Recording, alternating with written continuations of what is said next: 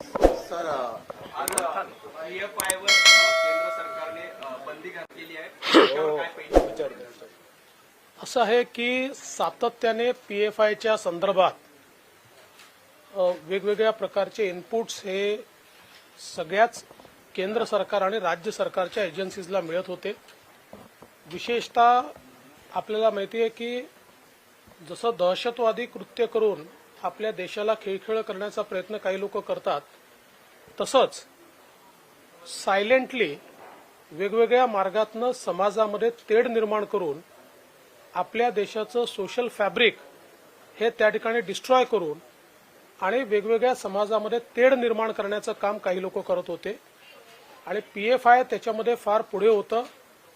Violence कसा होईल याकरता बीजारोपण करायचं, त्याकरता पैसा खर्च करायचा, त्याकरता वेगवेगळे नरेटिव्ह तयार करायचे आणि त्याच्यानंतर व्हायलन्स घडवून आणायचा, अशा अनेक घटना या PFIने केल्याच्या लक्षात आल्या. विशेषतः सर्वात पहिल्यांदा केरळ सरकारने ही मागणी केली की PFI वर बंदी घातली पाहिजे. त्यानंतर वेगवेगळ्या सरकारनी या संदर्भात केंद्र सरकारशी पाठपुरावा केला आणि इतक्या मोठ्या प्रमाणात हे सगळे पुरावे उपलब्ध आहेत. आपल्याला कल्पना आहे मागच्या काळामध्ये महाराष्ट्रामध्येही कुठेतरी नॉर्थ ईस्टला मशिदी तोडल्या असा खोटा प्रचार करून आपल्याकडे मोर्चे काढण्यात आले आणि मोठ्या प्रमाणात अमरावती सारख्या शहरांमध्ये आपण बघितलं असेल तर तोडफोड करण्यात आली, ज्याचा कुठलाही संबंध अशा प्रकारे कुठे मशिदी तोडल्या गेल्या नव्हत्या. त्याचे जे क्रिएटिव्ह होते ते बांगलादेशमधले होते, ते वेगवेगळ्या देशातले होते आणि अशा प्रकारचं हे सातत्याने कृत्य हे PFIच्या माध्यमातून चाललं होतं. आणि याकरता त्यांनी काही फायनान्सिंग मॉडेल्सही तयार केले होते. विशेषतः खूप मोठ्या प्रमाणात अकाउंट्स उघडायचे आणि त्या अकाउंटमध्ये थोडा थोडा पैसा आणायचा, जेणेकरून कोणाच्या लक्षात येणार नाही. अशा अनेक बाबी त्यांनी केलेल्या आहेत. या सगळ्या गोष्टींचे पुरावे आता या ठिकाणी उपलब्ध आहेत. आता केंद्र सरकारने बंदी घातली आहे. प्रत्येक राज्याला आता त्या ठिकाणी कारवाई करण्याच्या संदर्भातलं नोटिफिकेशन जे आहे ते जारी करायचं आहे. महाराष्ट्रातही आम्ही त्या संदर्भातली कारवाई करू. आम्ही PFI आणि त्याच्याशी संबंधित ज्या 6 संघटना आहेत ज्यांच्यावर बंदी घातलेली आहे त्याच्यावर पूर्णपणे त्यांना त्या ठिकाणी बंद करण्याची कारवाई केली जाईल. भाजपचे देखील PFIच्या निशाण्यावर होते अशी देखील माहिती होती. काही थ्रेट होता काही लोकांना. अनेक गोष्टी. PFI हा एक सायलेंट किलर होता.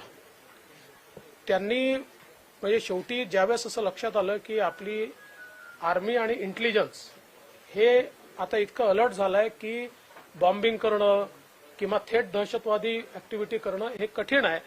अशा वेळी देशविघातक तत्वांनी ही एक नवीन पद्धत शोधून काढली की एक मानवी चेहरा दाखवायचा समोर आणि त्याच्या पाठीमागे लपून हे सगळं करायचं. आणि सिमीला जेव्हापासून बंदी घालण्यात आली, पोस्ट सिमी काही लोक एकत्रित झाले आणि मग हळूहळू त्यांनी PFI सारख्या वेगवेगळ्या संघटना काढल्या आणि त्यातनं अशा प्रकारची कृत्य त्या ठिकाणी सुरू केली. आणि त्याच्यामध्ये अनेक म्हणजे काही लोक त्यांच्या हिटलिस्टवर होते, काही टार्गेटवर होते, काही लोकांवर हल्ले करण्याचं त्या ठिकाणी षडयंत्र देखील होतं. त्यामुळे अशा अनेक गोष्टी त्या ठिकाणी होत्या. मला असं वाटतं की आता या सगळ्या गोष्टी बाहेर येतील. PFI सोबत ऑपरेशन सुरू आहे, त्यामध्ये जवळपास आता दुसऱ्या टप्प्यात 170 जणांना आतापर्यंत ताब्यात घेण्यात आलं आहे. त्यामध्ये महाराष्ट्रात पण अनेक ठिकाणी औरंगाबाद असेल, ठाणे असेल, नवी मुंबई असेल याचा भाग आहे. आता महाराष्ट्रामध्ये यापुढील काळामध्ये हे ऑपरेशन आणखी वाढवण्यात येणार आहे का? याच्यामध्ये वेगवेगळे जे काही केडरचे लोक आहेत त्यांच्या सहभागाप्रमाणे या ठिकाणी कारवाई होते. काही लोकांवर केवळ 151(3) ची कारवाई झाली आहे, काही लोकांवर 107 ची कारवाई होते. त्यामुळे त्यांच्या सहभागाप्रमाणे प्रिव्हेंटिव्ह ऍक्शन, जेणेकरून काही लोक हे केवळ आयडेंटिफाय केले जातील आणि त्यांच्यावर लक्ष ठेवलं जाईल. अशा प्रकारे काही सरसकट सगळे एकाच कॅटेगरीत पकडले जात नाहीत. ज्यांनी जशी कारवाई केली असेल तशा प्रकारे त्यांच्यावर कारवाई होईल. गृहमंत्रालयाने 7 ते 8 ज्या संघटना संस्था आहेत टार्गेट होतं आणि त्याचबरोबर असे काही स्लीपर सेल्स तुम्ही कारवाई करत असताना असू शकतात का, तशी भीती शंका आहे? नाही, हे आहेच अशा प्रकारचे. शेवटी मी जसं मगाशी सांगितलं की आता 6 फ्रंटल ऑर्गनायझेशन्स लक्षात आलेले आहेत. त्या 6 फ्रंटल ऑर्गनायझेशन्सच्या व्यतिरिक्तही काही छोटे ऑर्गनायझेशन्स त्याच्याशी कनेक्ट असू शकतात. त्याही आता शोधून काढण्यात येतील. आणि आता एक प्राथमिक अंदाज आहे की यांनी खूप मोठ्या प्रमाणात छोटे छोटे अकाउंट्स उघडले आहेत. त्यामुळे कुठल्या कुठल्या अकाउंट्समध्ये कुठून पैसे आले आहेत, कुठून बाहेरून आले आहेत का, कोण ते फंडिंग करताय, असं सगळं त्याचं जे कनेक्शन आहे ते जोडावं लागेल. आणि त्यानंतर मग हा सगळा जो काही त्यांचा डिझाईन आहे तो बाहेर येईल. 7 ते 8 संघटनांवरती आता बंदी आलेली आहे, संलग्न संघटना. त्याच्याबरोबर राजकारण दिसून येते. काँग्रेसचे जे खासदार आहेत आणि लोकसभेतले प्रमुख आहेत सुनील यांनी कुठेतरी मागणी केलेली आहे की आरएसएस वर सुद्धा अशा प्रकारची बंदी आणायला हवी, कारण आरएसएस मार्फत हिंदू दहशतवाद पसरला जातो असा आरोप त्यांनी केला. असं आहे, असं मूर्खासारखं बोलणारे अनेक लोक आहेत.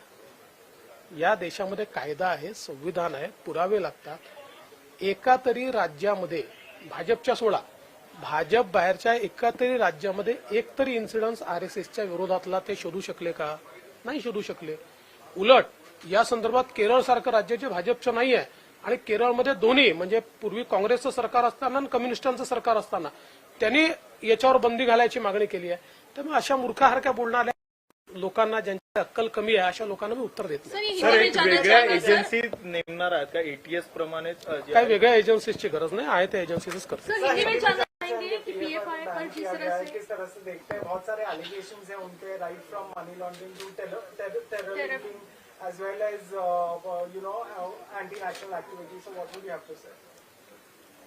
पीएफआई के संदर्भ में केंद्र सरकार ने पीएफआई और उनके साथ साथ 6 और उनकी फ्रंटल ऑर्गेनाइजेशंस को बैन करने के संदर्भ में अभी एक नोटिफिकेशन निकाला है.